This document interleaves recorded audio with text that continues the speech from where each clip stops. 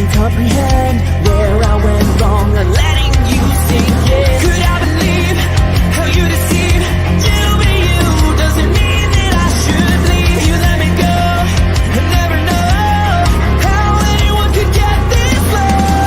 Can't replace all the words unspoken.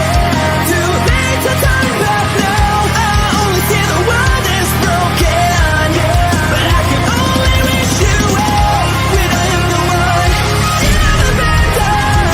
And I'm not about to let myself come undone, I can never cry from the way I stand up tall, let it all drift away, remembering the best in me. How can I live, be able to forget? I refuse to still be suffering, be the strongest I have ever been. Can't replace all the words unspoken. Too late to turn back now. I only see the world is broken, but I can only wish you well when I am the one you never been done. And I'm not about to let myself come undone, Look how far I have come. I'm not alone, I'll carry on. Hey, what's going on, guys? Already got Brandon in the chat. Hail, TJ. Hail to you, good sir. Dilly freaking Dilly, man. It's great to see you. Let me know if you can hear me okay, because we're using my backup camera and my backup audio because we're remote. Not out in the wilderness, but we're definitely not down at home streaming out of the office area. So having to do a backup location. Oh, it's perfect. Awesome. Thanks so much, man. Appreciate you letting me know. So yeah, welcome to, we got the Resonant One. How do? Coming through decent. Good to know. Thanks, brother. I appreciate that. Yeah, so you guys know what time it is. It's Saturday. I hope you guys are having a great start to your weekend. Of course, thank you so much to the Patreon members who obviously Brandon is in the chat, but Warrior Bernard, Fighters Maxwell Foster and Q, and of course, Defender LG. Dude, I really appreciate you guys. Thanks so much. And then obviously, as Brandon knows, I've been doing my road trip updates in the Patreon, sharing some thoughts with you guys. But for the weekend updates, what was funny is I just posted in the Patreon that I wasn't really writing. Well, between me recording that video and me doing the live stream now, I was able to get 438 words in on book 4 of The Dying Breed, where I left off at. So that was really fun. And smiles from the Resonant One. So, hold on. I missed the one. I'm awake and painfully aware of it as usual. Dude, I am with you right there, man. Word counts. I know, right? So in book 4, The Dying Breed, which is called Cataclysm, I really did. I went into a huge backstory moment because I really felt like we needed to understand our antagonist more, understand some of the magic systems, some of the demonic influence that's going on in the world. So we did a huge backstory, which was about 60,000 words. As I was writing that, I was also writing a side story with one of the keeps, Listrepo Keep, Listrepo Keep. So I was writing this battle engagement that was going on in Listrepo, but I was also writing with the fact of who is the Red Flag Army, the Red Flag Army that is manning this keep. What is their backstory? So I started with going back in time, and in so doing, we also get a little glimpse into Farah's backstory. So I had these two main stories that are kind of going on the exact same way that I have The Dying Breed Thievery with Golgoth in with book 3 Enslavement. So that's where I jumped back in discussing part of where Farah comes in as a child and a little bit of this warriorhood environment that she's being brought up in, which the influence and the inspiration is very much based off of the Japanese military and how they trained their soldiers prior to World War II and the incorporation of that. So it's an extremely brutal environment, extremely punishment oriented. So that's where I jumped back in, because there were some characters on the other side that I was like, I need to really go back a couple thousand words and really reread that story and jump back into it. But with Farah's side story, I was like, I can at least jump in and start writing more here. So that was good. Like, I really enjoyed that. Don't get old. Dude, every year, man, every year I tell myself that. So that's the writing that I've gotten to do while on this trip. And one of the things was I really wanted to write while I was on this trip. But as you know, you want to make sure you're in a good mental headspace. And so one of the things that's what I've been struggling with is getting myself mentally back into the world of Pentagoth and the story and really pushing forward. So I was happy to get those words in. That was really nice. And then, as you guys know, the Patreon members know, book 2 in Call Sign Bloodbath is now releasing in Patreon, which the next chapter drops tomorrow. So we're dropping chapters Sunday and Wednesday. And the more I've reflected on this story, the more I'm like happy with it, because I was really second guessing it because of the gore and the bloodshed and everything that happens in the book. But I went in and I added a portion to the very first chapter where I go into some real world stats, some real world data showing like, hey, this story is based off of what's really going on in the world, but we're not talking about it and we're not taking action against it the way I feel we should be. So that's where I threw that data straight out there, and I made sure to put a warning in there as well of, if you or someone you know is suspected of being involved in human trafficking, a victim of human trafficking, here's some resources to reach out. So, M&T rocks. Thanks, dude. I appreciate that. Appreciate all your feedback, man. So the more I've reflected on the story, the more I'm like, no, I think this is a good addition. And then, you called it out for what it is. 100%, dude.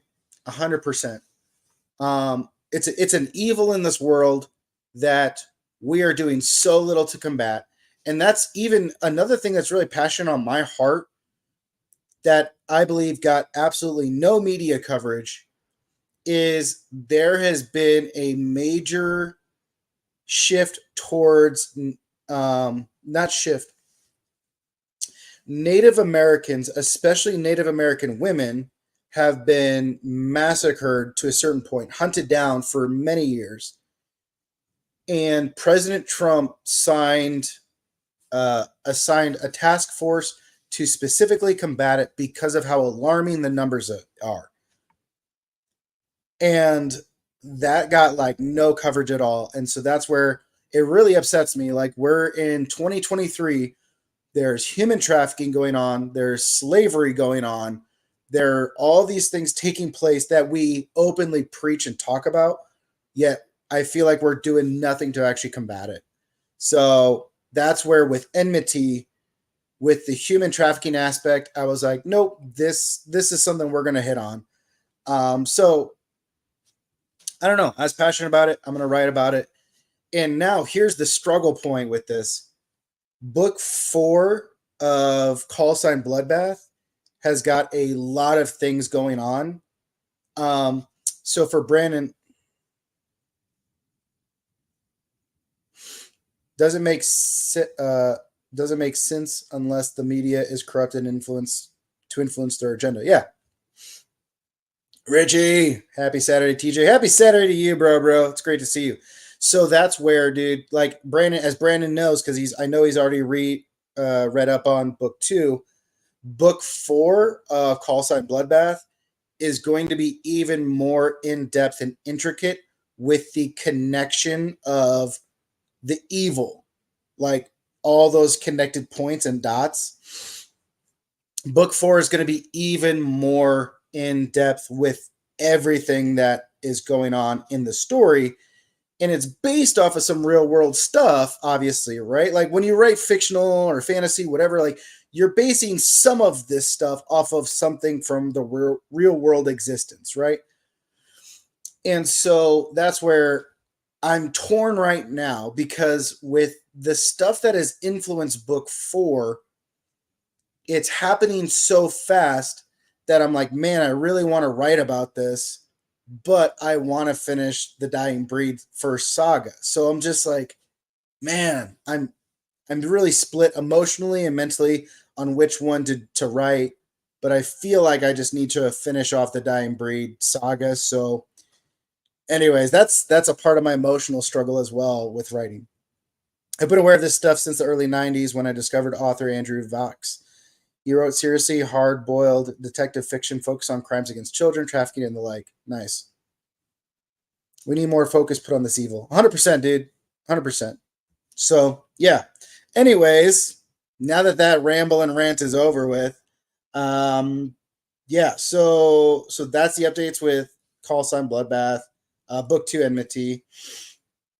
And then on this trip, which I'm also really happy and excited about, is I've been able to read Carl Stubblefield's first book of his Henchman series, which his interview we're doing tomorrow at 6 p.m. So I'm really looking forward to that. Carl and I got to meet at Dragon Con. We had a great time, and we had a great time really discussing some things where, most of the books that I enjoy reading would be put up as self-help, personal development, philosophy, philanthropy, neurological science, like a whole bunch of these different types of books. Like those are the books that I really love to digest and just soak up.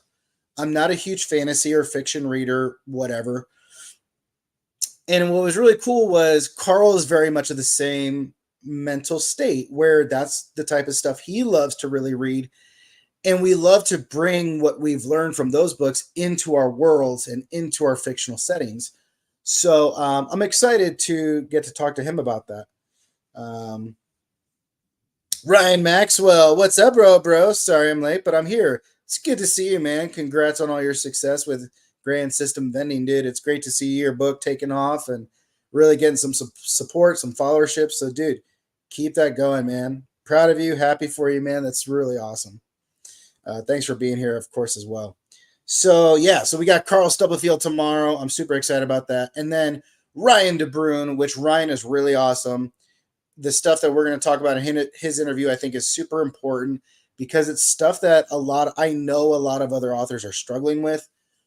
We're just not openly talking about it. And I think Ryan and I are really going to talk about that stuff. So that Ryan's next week. But I finished Carl Stubblefield's book on the road trip up here. Got back into Brian Norton's Quest Academy Silvers, which this is my second read through. So I beta read Quest Academy Silvers. Now I'm listening to the audiobook. So I'm almost done with that.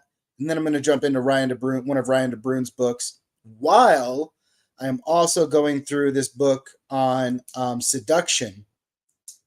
And I love the book. It's a really great book. I think it's just simply called Seduction, but that's been really fun to get some new influences for future characters to write.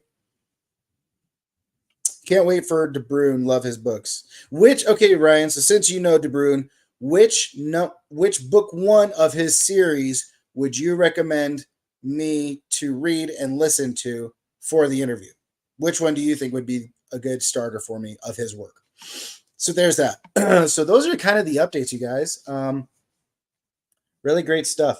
So now we can get into updates and thoughts for the week. And then if you guys have any questions or anything you want to talk about, put them in the chat as I take a sippy sip of my caffeine. So there's this entrepreneur who was talking on a podcast, and he said, when you're hustling, when you're grinding, there is a euphoric feeling and a pride because you're getting so much accomplished, right? You're writing, you're grinding it out, you're going through the motions, you have this euphoric pride, and you're just like go, go, go, nonstop. And that's good, but you may not see the forest for the trees because you're grinding and you're pushing yourself so much that you're focused in on these leaves, right? These branches of this tree. But if you stop and you take a step back, you can see the forest that's in front of you. You know, you're so focused on this grind of this one tree, but if you take a step backward, you can see the entire forest for what it is. And you have to stop and you have to take it all in, because if you don't have a pattern interruption, you can get caught in your own treadmill that you've developed. And so this philosophy is actually the same thing that we would teach when it came to land navigation in the military. You know, we still, in the military, even though we had all these GPS things, we still would go back to compass and azimuths and shooting out to your points. And so that's where we would practice, like, hey, shoot your azimuth. Okay, I'm going at a 112 degree. I see this tree. I'm going to go for it. And so you have your pace count. So you knew, I think my pace count was like 34. So for 34, what was it, left steps, I would hit 100 meters. And so I would know, okay, I count to 34. I'm at 100 meters. Shoot my azimuth. Yep, it's still that tree. I go forward. Well, that's where there were times where you could easily get off course, or maybe, especially like that's easy to do if you're in a mountain range. Like if you got mountain peaks or valleys, you've got certain things that you can designate as points. Like, hey, that little notch in the mountain range, that's 112 degrees. So if I just continue to go straight towards that notch, I know I'm hitting the right trajectory. Well, what happens if you don't have those areas? If you're in a deep forest where every tree looks the same, you've got to bob and weave. Let's say you get to a water feature and you've got to work your way around the water feature. So that's where there are some guys where they might shoot their azimuth and they just get into a run, they get into a dead sprint. And what you don't realize is if you don't stop and reshoot your azimuth, just imagine it. I may be off by 2 degrees here. But if I go for a mile in a 2-degree differential, I am now way further away from the target that I really want to hit. But I got into that grind, I got into that motion, and I didn't recheck myself. I didn't stop, I didn't reevaluate, I didn't do that. And so now I'm extremely off course from where I'm at. And as I've listened to that guy talk about that, I realized that was an easy correlation for me of, hey, you wrote your first book, cool. Take a moment to stop, take a moment to analyze, take a moment to reevaluate your azimuth, your bearing, and then reshoot, go for it. Don't get off course, don't get so far away on the process that you miss out. But then, as he said, take a stop and look at the forest for the trees and be within that moment. I really thought that was a great thing because Amy Ritchie, another great guy, great author, he writes within Shadow Alley Press. We got Q showing up in the chat. What's up, Q? Great to see you, brother. He would also, he just posted how, there are some people who can create art full time and they are very successful in it. There are others who need security or need the full-time job to provide. Doesn't mean that they're not an artist, because maybe you're only being able to create your art part-time. You're still an artist. Maybe you're taking a break from creating art, but you're still an artist. We get into this mindset of, maybe I'm not a real author because I haven't published yet. Maybe I'm not a real author because I've published a web novel. I have not published a book. Maybe I'm not a real author because I'm not traditionally published. I'm indie published. Maybe I'm not an author because I can only write on the weekends. I don't have time. You're still an author, right? And we can't allow some of these perceptions or stereotypes to rob us of the joy of being an artist and getting to create a world. And so that's what I thought was interesting, is how there are some people who are like, oh man, they're tearing themselves down, but they're letting others have the authority to tear them down because they're not able to do it full time, or they're not traditionally published, and that's where I try my best to not get into that negative mindset. And I'm really proud today to say I've got 5 full books published. Like, one is a web novel, one is being released on Patreon, but it's done. Like, come December, it's going to be fully available online and it'll be published. So, book 3 of The Dying Breed is with Catherine. It's going through editing, but at any point I could still put that online. And so that's where, for me, it's like, yes, I may not have a traditional label on the book, but I've still accomplished a huge feat that I still need to be proud of. I still get to say I am an author. So it was just a great reminder this week of, don't get so focused and caught on your own treadmill. Don't feel guilty for taking a week break from writing to be on this road trip. And yeah, that was kind of my thoughts for the week. So with that being said, make sure you guys put the questions in. Let's go to the chat. Let's see what's up. All right. So Ryan, as my question for which one of Ryan DeBruyn's books should I dive into, either Ether Collapse was my favorite. Okay. Good to know, man. I'll definitely have to check that out. I'm struggling with that right now, feeling like I am not an author. Dude, you're a fucking author, okay? Like, it's that simple. You've written 3 books. You've written Dragon Rider. You wrote 100,000 in book 2 of Dragon Rider. So you could have easily kept that off and you're done. You've got Grand System Vending, which is a higher ranking, higher rating than the majority of the books out there. You're higher than over 40,000 other books right now.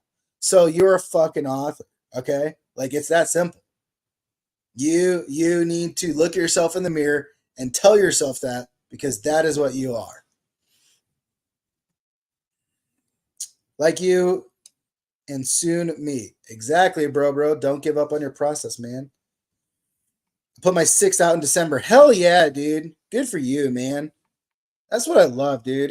And that's the thing too, man, is like, when you get to this point of like, it doesn't matter if 5 readers read it or 5,000. Like, I read the story and I love the story. Therefore, awesome. Therefore, I'm happy. I'm content. Legit. Good for you, Resident One. If you create the act of creating, you're an artist. 100%, guys. 100%. So, yeah, those are my thoughts. Anything else you guys want to talk about, be sure to put it in the chat. Let me know. But yeah, I'm ticked off. The one thing that ticked me off was Washington and Oregon both have bye weeks this week. I would have much preferred that Washington have to play a game this week, which would allow Oregon to have a bye week to study them and heal up. But the fact that both teams have a bye week and we are now facing off each other next up in Washington, every year when I watch that game, I feel like the refs are completely biased against Oregon. I feel like Washington Huskies always play dirty. And like, it is impactful. Like, it is intense. It is a heated rivalry. So there's that. So I'm not happy that both teams have a bye this week, but I am going out to the Wilderness here in a little bit, and maybe like an hour. So I'm not even going to have like cell service to watch any other college games, which I'm really, that's one thing I'm upset about. I love watching my college football, but it'll be a good time to be out in nature. So there's that. What else? And the Big Ten came out with their schedule for the Oregon Ducks for next year, because we joined that conference. And it's going to be interesting. We have Ohio State. We've got Michigan. We have got Washington. We have got Penn State, I believe. I'm pretty sure we have Penn State as well. Like, it's going to be a dogfight next year. And they better keep the Oregon State rivalry I will protest. I will write a letter. I will tweet. I'm just saying. That definitely got me going. Go Gators. The Gators suck, Q. I'm sorry. If someone pays you money for your art, you're now a professional artist. No one can take that from you. Here's the thing, dude. You don't even have to be paid to be an artist, right? Like, so there was a book I read or I listened to audio. Let me pull it up for you guys because it was a really great book. Like I restarted the book to listen to it a second time in a year. So, I mean, that's when you know it's a good book, in my opinion, because of the lessons learned. And it's a great one for aspiring authors to dig into. So let me load it up here so I can get it for you. And I'll explain why here in a second.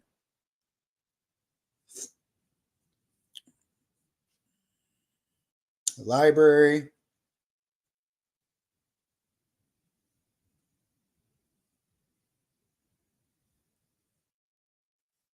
Dude, I need a new phone. Like once this transition is over and the move is over, I'm definitely getting a new phone because this one is driving me nuts. The Fantasy Fiction Formula by Deborah Chester. Okay. The Fantasy Fiction Formula by Deborah Chester. Great book. Absolutely great book. In the book, they talk about how there was basically a storyteller in the Roman days. His job was to literally go from elite member to elite member of society on a daily basis. He would go and the elites would pay him to create and tell them a story. And what he hated was he hated the fact that the elites, of course, were like, this is the story I want. I want this. And they would pay him to create the story that they wanted. And he hated it because he himself felt like he never actually got to write the stories that he wanted to write. But that's how he made his living. And so I feel like you don't even have to be paid. We put, like Ryan and I, we've put our books online for free on Royal Road for readers to read and enjoy. So we still get the ability to say we are a professional, but you can be a professional and still do your services for free. I fully believe that. So I would still say I am an author, even though, I've put that book out there for free. It is an old rivalry, Washington versus Oregon. I know it is. Still, Nick Boslow, what's up, bro? Nick's book, Fight or Flight, is also on Royal Road. He is almost done with it. So, dude, I definitely need to get caught up. And I saw your email that you sent me. I am sorry I have not responded yet. I have seen it. I just haven't read it over yet. But I'm excited for you to be done with Fight or Flight. Yeah, you definitely get into some dark stuff, man. At least not in the same conference as the Bulldogs. Dude, here's the thing, man. Oregon has got a legitimate shot at being in the college playoff. You've got Michigan, Texas, Georgia, Ohio State, Penn State, all ahead of Oregon. All of those teams have basically got to face one another. Penn State, Michigan, Ohio State, all still have to play each other this year. All still have the Big Ten championship. 2 of those teams are going to be knocked down. Simple as that. The Bulldogs, Texas, still got huge matchups with Bama, with other teams. More than likely, they have got a good chance at being knocked out or remaining. That means Oregon legitimately has a good, strong, viable shot to make it into the playoffs. Let's go. Go Ducks, man. But yeah, and honestly, the Ducks have been playing incredible. I feel like last year, under Coach Lanning, they were still building, but they had that mentality of, we could easily roll on this team, right? So they don't prepare the week before. They go into it thinking that they're just going to dominate the team, and then they get beat and they get pushed. And I think they really saw that with Texas Tech game, which, man, that one had me on the edge of my seat. I was not very happy, but I was confident that they would come back. And I think the team mentality is there where every week it truly does not matter who the opponent is. We're going to get in there. We're going to dedicate the time to studying, and we're going to hit the field and make every team earn it. So I'm super excited for what Oregon is doing, and we'll see. We will see. That was for those who are looking for the professional adjective. Now making a career, not just a hobby, is a much higher bar. No, 100%. You are definitely right in that, Resonant One, for clarifying, and that is definitely it's one of those things where that's where I think you should really turn into Ryan DeBruyn's interview, man, because that's pretty much what we're going to talk about is when you go into the professional category of writing, where this is your full-time job, you are making a living off of it. As an indie, there's so much pressure and stress, and that's exactly what Ryan and I are going to talk about. Because I think a lot of aspiring authors think if I could be a full-time author, life is going to be great. I'm going to get to do what I love, but they can't take into the equation all the things that come with that because you just are not there experiencing it just yet. So that's where I'm really looking forward to Ryan DeBruyn's interview. Are you familiar with Brian J. Norton's Wildcard series? I am aware of it. I have not read it yet. So that is where when I get up and hopefully make this change into Oregon with this new career opportunity, I told Brian that I'd be joining his Patreon. And I absolutely plan on doing that because I do want to get into Wildcards. I'm excited to experience it. So I am fully aware of it. I've just not read it. An author is anyone who writes. 100%, dude. It is done. Okay, good. There you go, you guys. Fight or Flight is done. It is up on Railroad. I know I've mentioned it before. So I'm excited, man. I'm excited for that. Of course. Well, welcome, John A. Douglas. Dilly, man. Hail to you, good sir. My God, I can't believe I found you on YouTube randomly and not Facebook. Well, it is great to see you. And it's crazy because literally we just talk about you and here you appear. And dude, I am in the 60 chapter range listening to Quest Academy. And I really love the voices. So obviously I got to my part where I'm doing my instruction. The girls that are sitting next to Sal when he's in my class, I love the voices that they used. Whisper and what is it? Aura? I love the voices that they came up with for those characters. So that's been really good. So almost done listening to it. But yeah. I got to go talk to you later. See you, brother. All right, Q. Thanks for stopping in, man. Brian has an incredible competitive mindset, and it's a double-edged sword when you look at writing as a career. He's such a pleasure to talk to. Absolutely, dude. I'm super excited. John's here. There went the property values. That's funny. Lucia and Nova. Yes. Yep, dude. I really love the voices that they came up with for those characters. So 30 chapters of Wild Cards in, 50 pages into Silver, loving both. Yeah, dude. I'm super stoked for that series. So like I was talking about at the beginning of the stream, since I have Audible open up now. Yeah, I've got 3 hours left of Quest Academy, dude. And here's a rare thing, dude. It is one rare for me to read a book twice. It is even super rare for me to have not only the physical book, but also the audiobook. So, yeah, I'm just saying.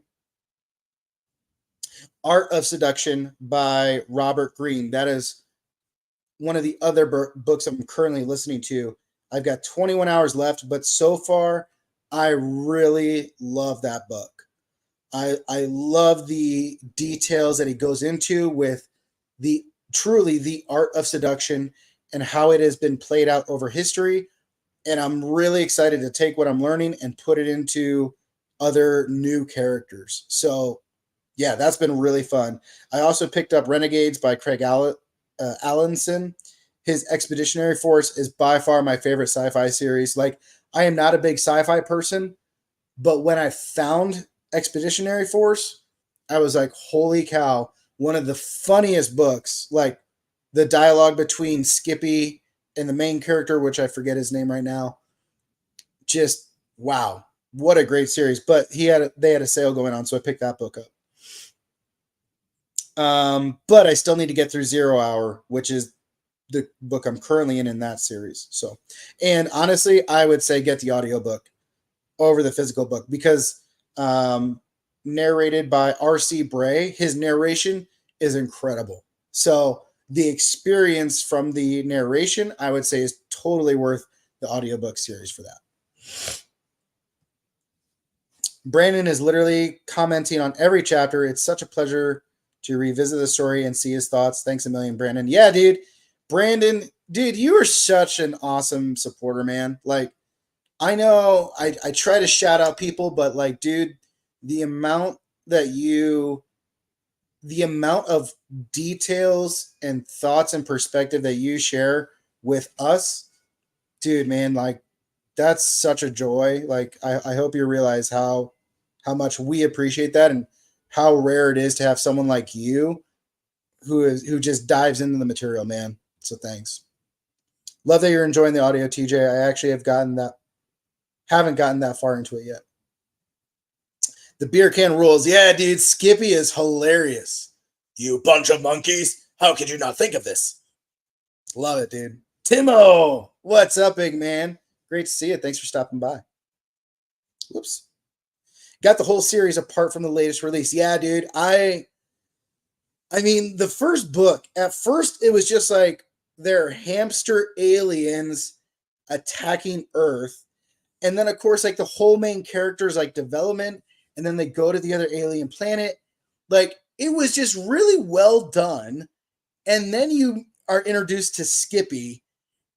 And I was just like, yo, this is legit. Like, I love this. And dude, I feel like that book series is so underrated. Like, it's got a ton of ratings, ton of reviews, but it's almost one of those books that it rarely seems to be mentioned in book channels when people are looking for new sci-fi books.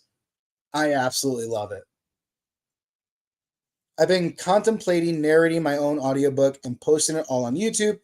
Helps get traffic to the channel. I would say get a narrator, dude. I would highly recommend. My advice would be to get a narrator, a professional narrator to do it for you. Whether you want to release it on YouTube or not, that is totally your decision, man. Obviously, it's all your decision. But yeah. And honestly, dude, the stats do not lie. The current book market, 60% of sales come from audiobooks. That is the future of books. Now, granted, I love audiobooks. If I love the book, I will also buy it on physical copy to have it on hand.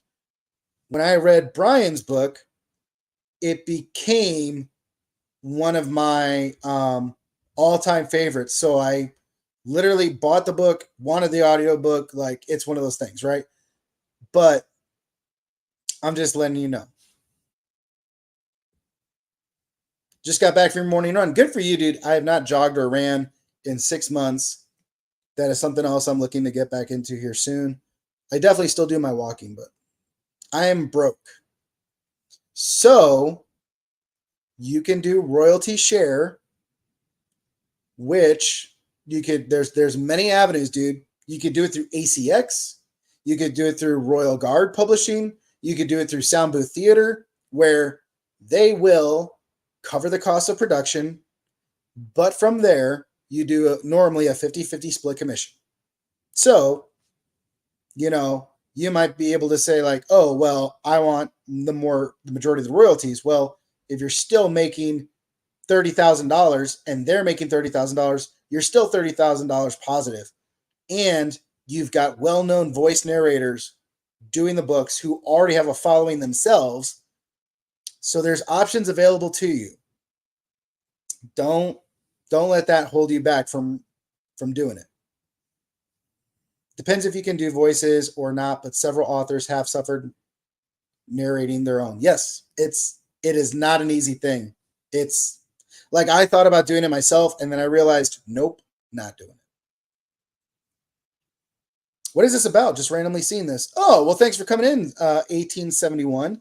So on Saturdays, I normally do my updates and thoughts for the week. This is where I cover the updates of my books that I'm writing, any other projects that I'm working on. So I give you guys those updates, which I've already covered earlier. I then also share my thoughts for the week. And mostly the thoughts for the week are stuff that help motivate me or inspire me. And this is something that I've done literally throughout my entire military career was if it motivated me, it's going to motivate or help inspire someone else. Therefore, I'm going to share it. Well, now that I'm out of the military and doing this author thing, I literally told myself, like, why would I stop that? If it's motivating me, it can still motivate someone else or inspire someone else. So that's where I come and I share my thoughts for the week as well with all of you guys. And then, so that's what Saturdays are all about. Sundays are dedicated to other authors where I do interviews with them and author, ask me anything sessions. So tomorrow at 6 p.m., we're going to be interviewing Carl Stubblefield, who is just a wonderful human being. Absolutely love him to death. Next week, we've got Ryan DeBrune, who is just another incredible person. So, I hope thanks for stopping by and hanging out. But yeah, we're kind of just going through open chat sessions here with our viewers. And so I appreciate you stopping in. I don't disagree with the audiobook take, but Audible does authors dirty. At least with YouTube, I get ad revenue.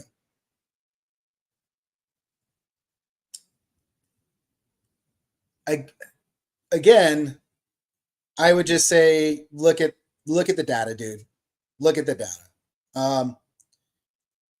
Even with authors being done dirty by Audible, they're still generating six figures off of Audible sales.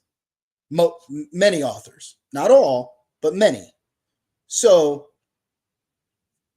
you're wanting to get pennies off of ad revenue compared to actual dollars, especially with, I know the size of your book, you're going to be getting way more dollars per sale just due to the length. So, yeah. And I know I see Brian's talking about Spotify here too. So if you're self-publishing the ebook, the production company like Tantor, Podium, and Soundbooth will take on the production costs and do a split on the royalties with the author getting a higher cut. You can also get an advance from them, which doesn't have any clawback, etc. It's really a no-brainer if you don't have the funds, but you've a good book on your hands. Tantor also has a deal with Spotify, who have hundreds of millions of listeners. Geez, I need to get someone to work with for audiobooks. 100%. And here's the thing, John.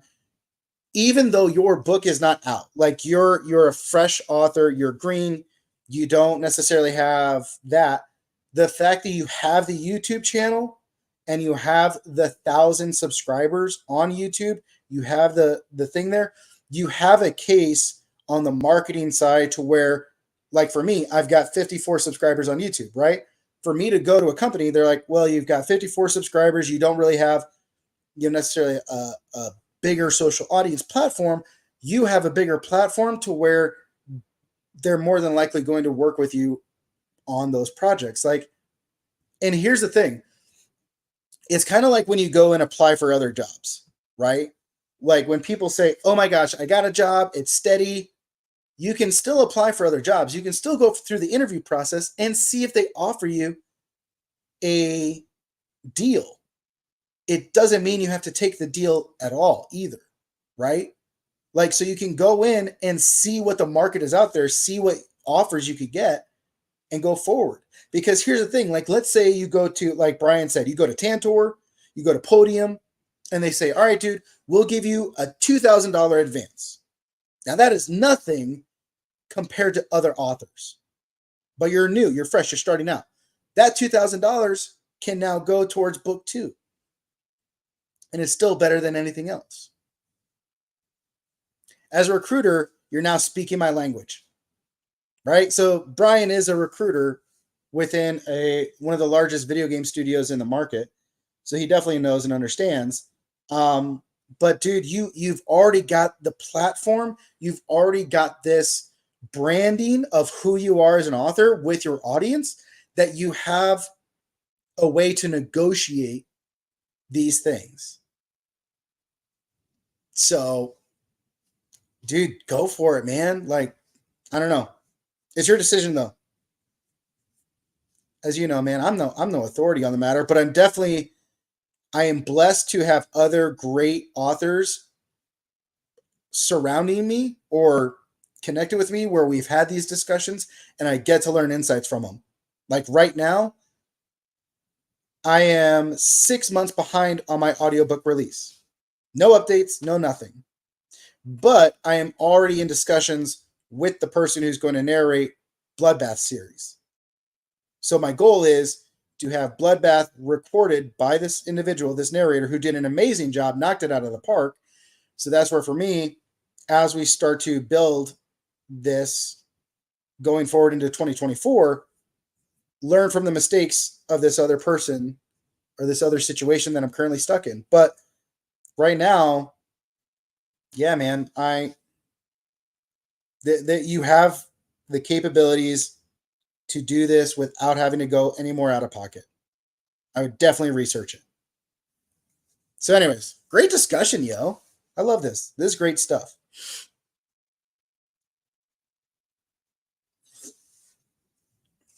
And where should we transition from here? What are you guys thinking?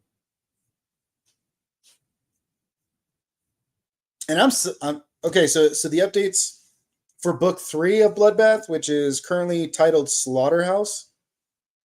I am really excited for the character depth that we're going to be getting with. I feel like Trevor, the main character, there's going to be a new side piece that comes in. There's going to be more technology advances within the neurochip, which I'm super excited about. More connection with Sasha, his love interest.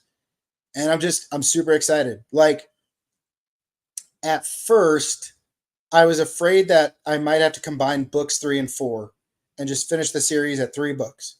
But the more I develop book 3, the larger I see it growing, the more depth I see it getting, the more I'm excited for that to be its own standalone. So I am super excited about that. And one of the things I kept forgetting is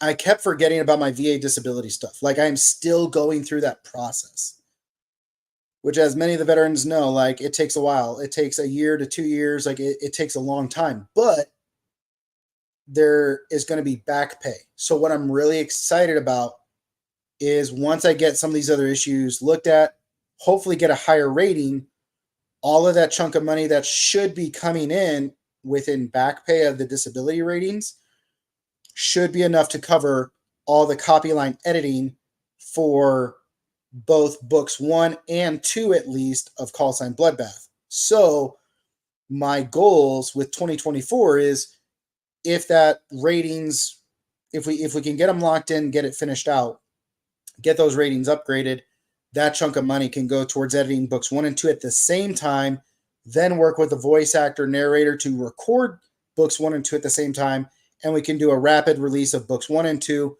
And hopefully by that time, I should have the majority of book 3 written and ready. So it's like, it just seems like a lot of these pieces are falling into place at the right time. So I'm super excited to see where that goes. And hopefully we have a great, successful launch of that book series. Just dropped the first lore video for Black Crown on my channel today. Intro video details my 5 hardline rules for my Age of Adventure setting. Yeah, dude, I saw that. It definitely came up on my phone for that you had dropped the video. I just hadn't had a time to watch it yet because I was actually getting some writing done before I jumped on to do this this live stream update. So I think what I'm going to do is I'm going to charge up the laptop. Once it's done charging, I'm going to then head to the grocery store, get a few things for being out in the woods tonight. and then go out to elk camp, spend the night with my friends, and from there do some riding out in the woods, which should be super fun as well. I'm like really looking forward to getting some riding done in the woods. And yeah, and then Sunday we have the interview with Carl, so this should be a good time. Angel Ramon, what's up, my dude? Good to see you, bro. Thanks for stopping by, man. As you know, it's a weekend updates, just doing the chitty chat, having a great time hanging out. So, yeah, how are you doing, Angel? It's great to see you, man.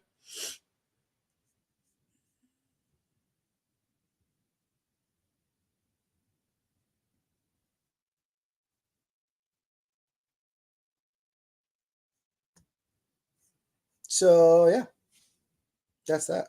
Let's see, what else do we got?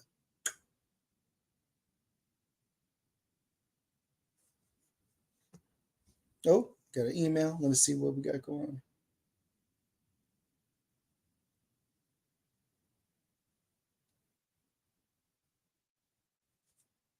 Yeah, I got a surprise coming in the mail too. So hopefully in 2 weeks, I should have a surprise for you guys to see. So that should be pretty cool too. Oh, and then Brandon, I totally forgot, man. Hopefully your package has gotten to you. So it should be getting to you soon, like this weekend. If not, hopefully you should have it Monday. So let me know when you get it. Let me know what you think. Cause yeah, I was like, it was actually your shirt that I sent you a while back that inspired the design of what's in the mail. So hopefully you like it because I've got not yet. Okay. Well, I've got one with me on this road trip. So more than likely next Saturday, I will be wearing my own version for the live stream. And let me know what you think because yeah, that was some great inspiration there.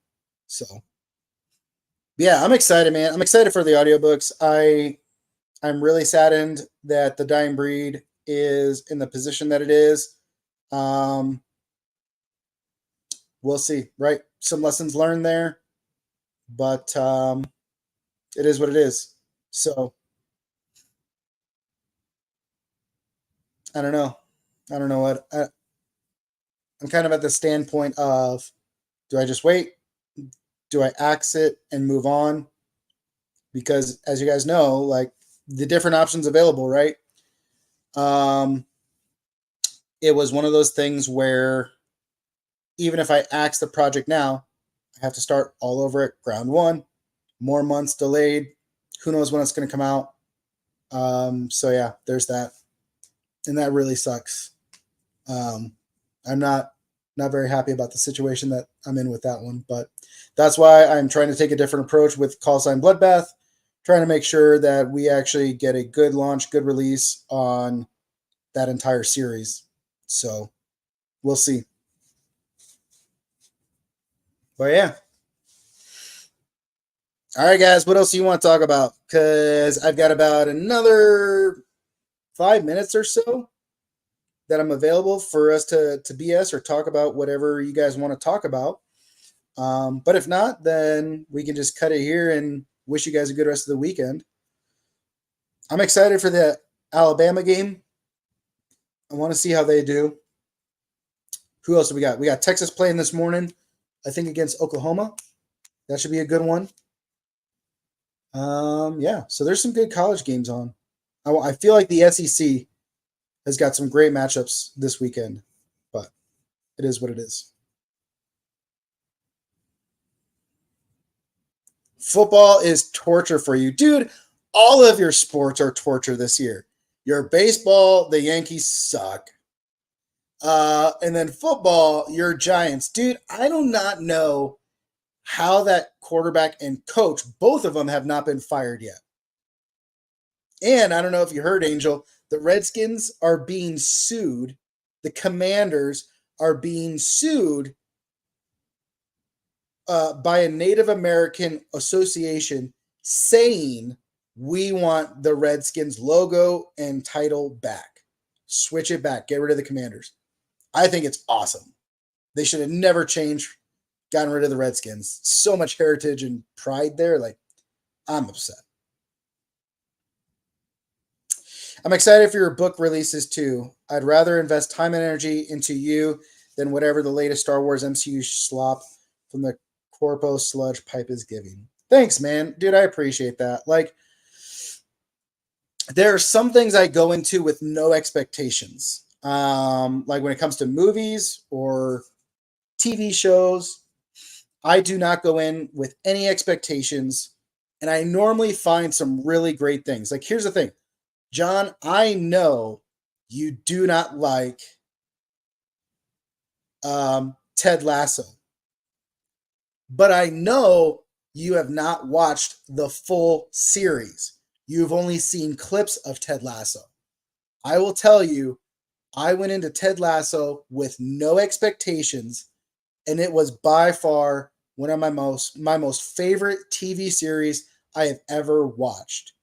The character arcs, the development, the topics discussed, like I fell in love with that series.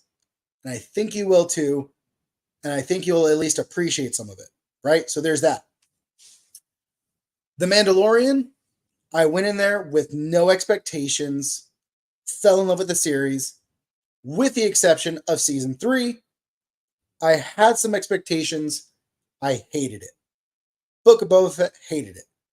So, but I will say, dude, I really think you need to give Ted Lasso a shot. And then also, so for those of you, let me look up this one. I want to say it's called Ironclad.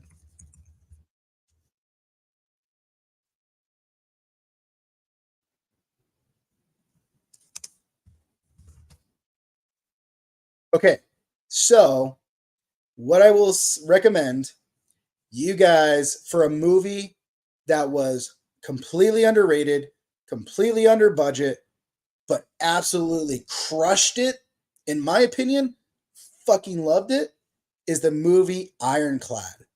So good. I loved that movie.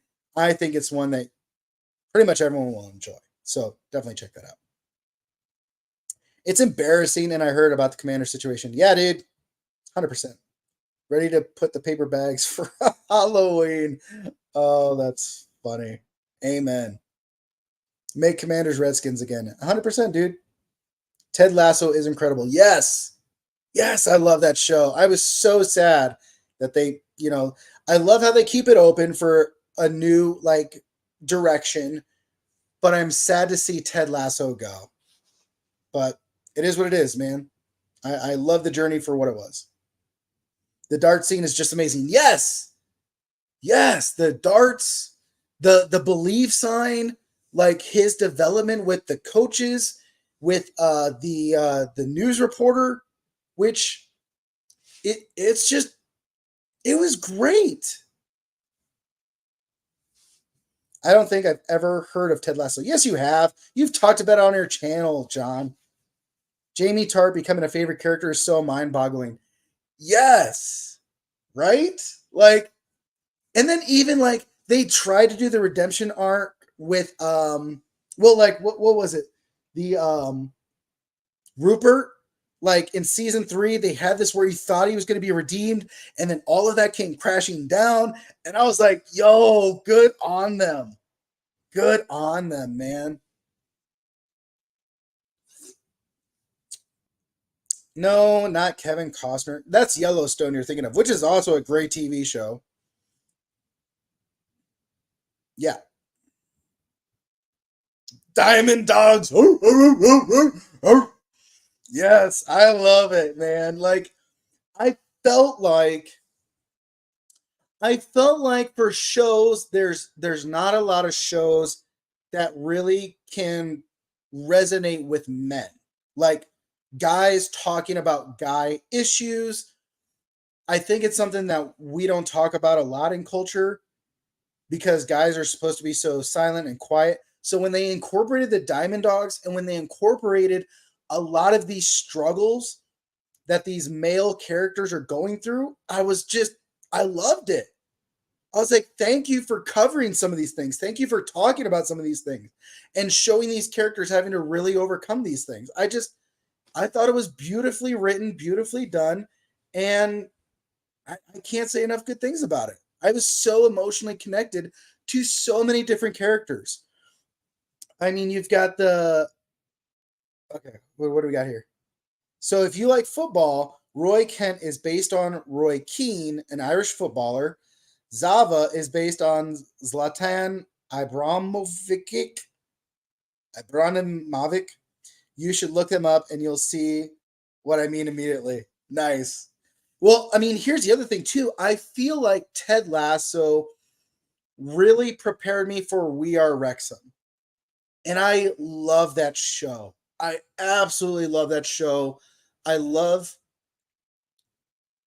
like if you did not have the show and you just had the news around Ryan Reynolds and the other guy buying the club and doing whatever, like you would just be like, whatever. Like, you would not be emotionally invested.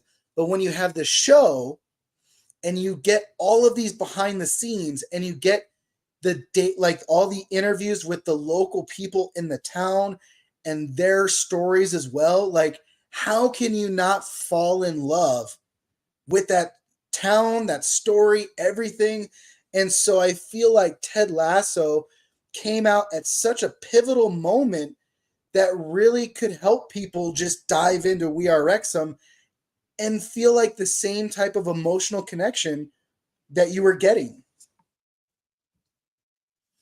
I'm letting a few episodes of season 2 build up before I get into it.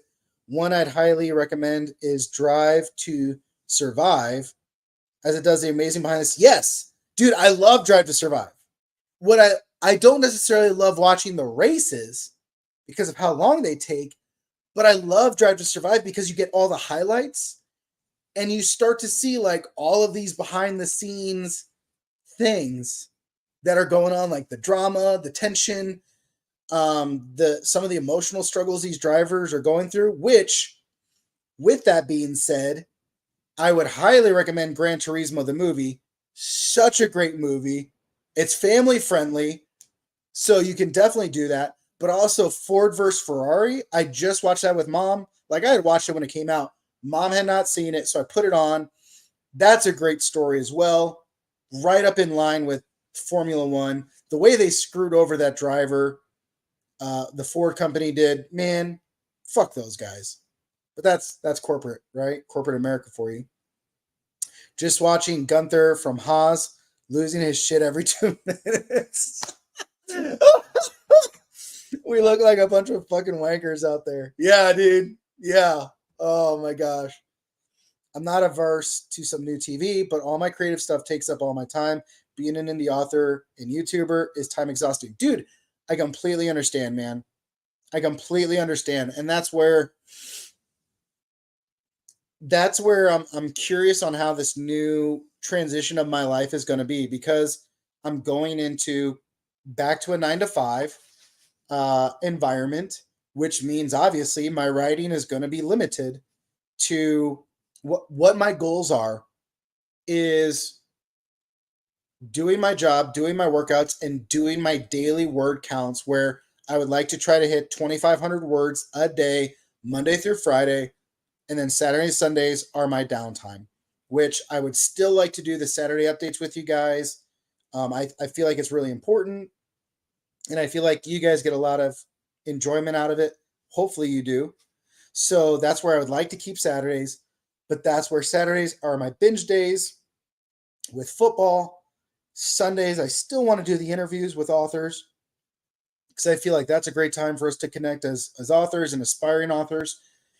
But I also want to get back into my hiking. I want to get back into going to the beach, going to the waterfalls, going to the mountains of Oregon. So, that's where hopefully Saturdays, Sundays are my downtime, my compression time to do those things. But the middle of the week is where I really slam it and stack it with all my creation.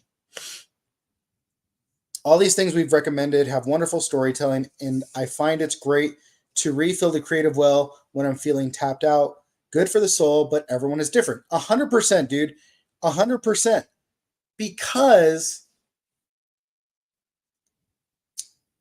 you can get so energy depleted in the constant creation where, I know someone on here as well, we've talked about how we've gotten to a point where we don't want to read other people's work. It is very hard for me to read other authors now because I've already discovered my voice. And there's times where some authors were like, will you read my work? No. I'm sorry. I've gotten to this point where I don't really have time. My author voice, my writing style really impacts me to enjoy the experience. So that's where reading books like the one on seduction or Atomic Habits or something like that, where it's philosophical or it's philanthropy or personal development, like those are different styles of writing that I can really soak up new information. But yeah, and if I don't do a lot of road trips or hiking, then I don't really necessarily dive into audiobooks as much. And so it's like, where do you find the creative place to refill your cup, to recharge your batteries, to inspire you to keep writing new material? And that's where, honestly, like, as you guys will see here, so I have my notes.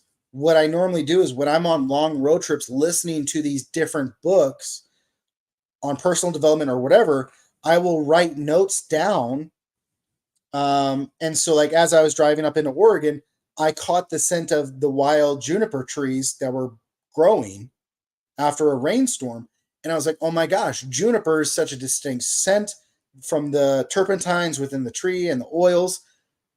I need to make sure I take note of this. So I wrote down the note, adding the juniper tree scent into one of my new books that will be coming out in a while. So yeah, so I normally keep the pad of paper on the center console and I will sketch out notes and just jot this all down as I go. That's a way I recharge my batteries. That's a way I get re-inspired. But there's times where if you're writing nonstop and then you're trying to do the content creation and everything, I feel like you're just putting yourself up for burnout. Of course, bro. Shoot 'em my way, dude. Shoot 'em my way. And that's where on here, on my Audible account on my phone, I definitely will be making sure to download all my audiobooks and back them up as well because, like I said, one of my first things is to get a new phone once I get back up into Oregon. Yeah, dude, shoot those to me in a DM because I definitely love getting new stuff for sure. So, but yeah. All right, guys, what else? What else you want to talk about? Thanks for showing up, man. Thanks for showing up, you guys. This has been a really fun chat. I've missed this. We haven't had a really good chat like this in a while, I feel like, which isn't bad. I love doing them. So thanks for, sharing your guys' thoughts. And yeah, I wanted to do this. Does working with another writer help for those types of situations? It can, but it can also hurt and be draining. It really depends. There's so much to that, man. Because I think Marish, when we did our interview, I think she really touched on that well. And in talking to some other authors behind the scenes on how they do the co-authorship, from what I have heard, it all depends on the set of what you're intending to do and your approach to it. Some authors will write the entire book, give it to the next author, and say, add your sparkle to it, add your flash to it. We can put your name on it, and then we'll go forward. We'll do our royalty split. Some will do it that way. Others will say, hey, I'll take this character, you take that character, we'll build the storyboard together, and we'll keep each other in pace, and we'll do this. It all depends on your approach. And it also depends on if that person's a right fit, because there are some authors I've talked to who hated the process. They thought that person would be good to work with going into the adventure. It turned out it didn't work out. There are some authors who have loved the process. Everything flowed well. The creativity was re-energized throughout the process. It's just something that you don't know for sure until you get into it. Looking forward to any new indie releases. Oh man, well, I'm looking forward to your book, dude. I am definitely picking it up when it comes out. And honestly, dude, from what I've talked about it, or what we've talked about behind the scenes, it looks like we'll be able to have you on for an author interview. So I would love for you to have the book out and released and published. So keep me posted on when you have the official date for launch. And just know that when you put it on Amazon and you hit that publish button, it could take up to 3 days for it to release. So it could take 24 hours. It could take 3 days. You never know. But there is that. I'm looking forward to yours. I am looking forward to Brian's second book, A Quest Academy.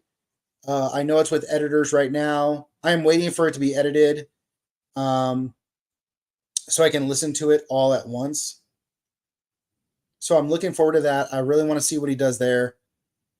What other indie projects? I am actually looking forward to Dreamer's Throne by Seth Ring.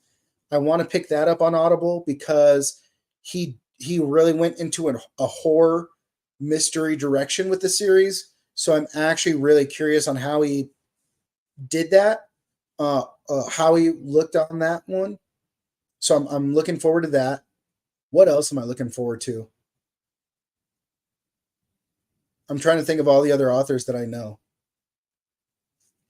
Those are it for right now. I'm not gonna lie. And again, it's like I said, like I'm just being honest. My readership pile has just gotten less and less. I'm also going through Eli Gardner's Rapunzel Must Die. So I'm going through that one as well right now. But yeah, I didn't bring that paperback on the road trip. I left it at home. But yeah, I'm already going through that one. So it's my anticipation for books. Like I don't really follow a lot of creators. I would also like to dive into the Artem series where you have Lars, Kevin, Jez Gagio, and Don Chapman. Like when you have 4 authors, each writing 2 books within a combined world in a combined setting, like that is impressive. And I love Kevin, Lars, and Jez so much. Getting to spend time with them at Dragon Con was so much fun. They're such great dudes. I would love to check out their audiobooks when they come out. So I'm looking forward to those. Sometimes bouncing ideas off of another writer is great because they know exactly what you want to achieve, and their wrong suggestions can inspire you to discover your right ideas. Spot on, dude. Spot on. Chemistry. Yep. If all goes well, October 30th is the date I'm shooting for. Gives me time to make content for it on the channel. Okay. Well, then, you know what? What if we schedule you for the end of November? Because I've got Michael Chatfield coming on the live stream. We have 20 Books to 50K conference, which I'm not doing a live stream on that Sunday. I'm giving us another Sunday off because I know Michael's going to be traveling as well. So Michael should be November 19th, I believe. So what if we just said the end of November, we can squeeze you in there. Just got it back from the editor today, so I'm going to be spending the next week working on cleaning everything up. Lots of great feedback on it, so I'm relieved. Good, dude. Hell yeah. Also, this time next month, we're going to be hanging out in Vegas. I know, dude. I know. Dude, I'm so excited. I am so excited. And my cousin Eli should be there so she can hang out with us. I've got my friend Jenny who lives in Vegas. I'm hoping she can hang out with us too. Like, I am super stoked for 20 bucks. I really am. Geneva's coming out, so she's going to be there for Legion, which should be really fun. Obviously, Seth Ring is going to be there. Michael Chatfield's going to be there. And I'm not sure if some of the others are coming down as well. It seemed like the majority of other authors that we know, Brian, were not going to be coming and hanging out, but it'll at least be a good time for us. Works for me. Just know it has to be a Monday to Friday as I work weekends. Fuck, dude.